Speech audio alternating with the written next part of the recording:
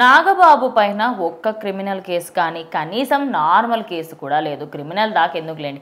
అదే కాకుండా ఆయన ఆస్తులు చూసుకుంటే ఓ హీరో తమ్ముడు కానీ ఒక ఇద్దరు మెగా హీరోలు మెగా కుటుంబంలో ఒక బ్రదర్ అని తెలిస్తే ఏ 100 కోట్లో ఏ 1000 కోట్లో ఉన్నాయి అనుకుంటారు. తింపి కొడితే అసలు 100 కంటే బిలోనే ఆయన ఆస్తి ఉంది. ఆస్తి కంటే ఎక్కువగా ఆయన అన్నదమ్ముల దగ్గరనే ఆయన అప్పు కూడా చేసినట్టుగా తెలుస్తుంది.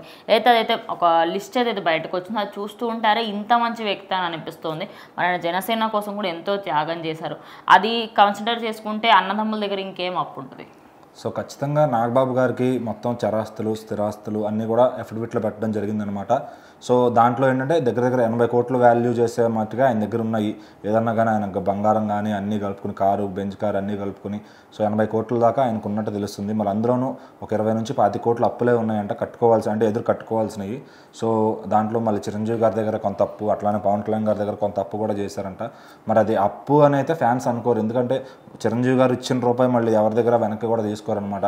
ఇంకా పవన్ కళ్యాణ్ గారి గురించి చెప్పక్కర్లా, ఎందుకంటే ఆయనకి ఏ విధంగా ఆ రూపాయి సాయం చేశారంటే పార్టీ గురించి ఏదన్నా ఆయన తీసుకుని వాడి ఉండొచ్చు ఖచ్చితంగా. ఎందుకంటే నాగబాబు గారు ఆయనకు వచ్చిన ఆరెంజ్ కలెక్షన్స్, రిలీజ్ కలెక్షన్స్ కూడా ఆయన జనసేనకే ఇచ్చారనమాట.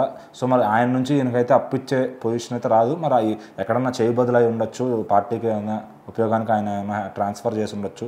సో మరి ఎందుకంటే ఇప్పుడు పవన్ కళ్యాణ్ గారి అకౌంట్ నుంచి ఏం జరుగుతుందని మొత్తం అందరి కళ్ళు, అన్ని పార్టీల కళ్ళు ఆయన మీద ఉంటాయి అనమాట, దేశం అంతా కూడా. ఎందుకంటే పవన్ కళ్యాణ్ తన వచ్చే డబ్బులంతా ఏం చేస్తున్నాడు, ఫండింగ్ డబ్బులంతా ఏం చేస్తున్నాడు, తను ఎక్కడ మిస్యూజ్ చేస్తాడా, ఎక్కడ దొరుకుతాడా అని చూస్తారు. ఎందుకంటే పవన్ కళ్యాణ్ గారికి అవసరం లేదనమాట. ఎందుకంటే ఆయన జేబులోంచి తీసి ఒక రైతులందరికీ ఎవరైతే నష్టపోయారో ఆత్మహత్య చేసుకున్న రైతు కుటుంబాలకు వెళ్ళి దగ్గర 30 కోట్లు ఆయన తలా 1 లక్ష రూపాయల దాకా పంచిపెట్టినట్టున్నారు ఆయన వెళ్ళి. సో మరి అలాంటి వ్యక్తి తన ఎదురు ఆ వచ్చే డబ్బుల్ని నాశనం చేస్తారంటే కనుక ఖచ్చితంగా ఎవరు నమ్మరు. ఎందుకంటే ఆయన తీసుకునే రెమ్యునేషన్, ఆయన ఖర్చుల నిమిత్తం మిగిలినంత పార్టీకే వాడుతున్నారు అనమాట. సో మరి అలాంటి కైండ్లో ఉన్నప్పుడు మరి నాగబాబు గారైనా అంతే, ఆయన దగ్గర నుంచి చేయబదులుగా తీసుకుంటే దాన్ని కూడా ప్రజాసేవకే వాడతారు, పార్టీ కోసమే వాడతారు అనమాట. ఎందుకంటే ఆయనకి ఇప్పుడు సొంతంగా ఖర్చు పెట్టుకుని మేడలు కట్టుకునే అంత ఆశలు అయితే లేవన్నమాట.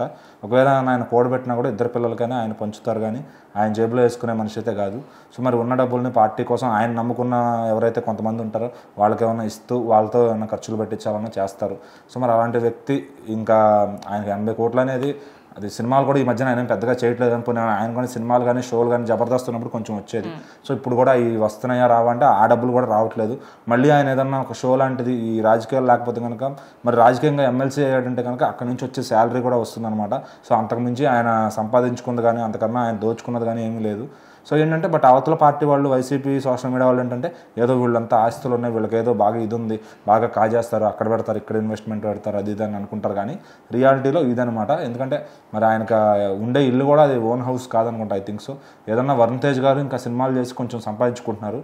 సో ఇది నాగబాబు గారి పర్సనల్గా ఉన్న ఆస్తి అయితే. మరి బంగారం, డైమండ్స్ అన్నీ కూడా గట్టిగా మొత్తం చాలామంది ఇళ్లలో చూస్తూ ఉంటాం. మరి వైసీపీలో ఒక్కొక్క ఇళ్లలో బంగారం కుర్చీలు, బంగారం మంచాలు కూడా చూస్తున్నాం అనమాట.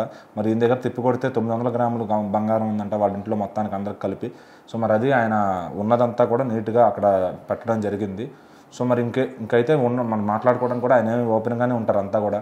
సో మరి అది నాగబాబు గారి ఆస్తుల వివరాలు.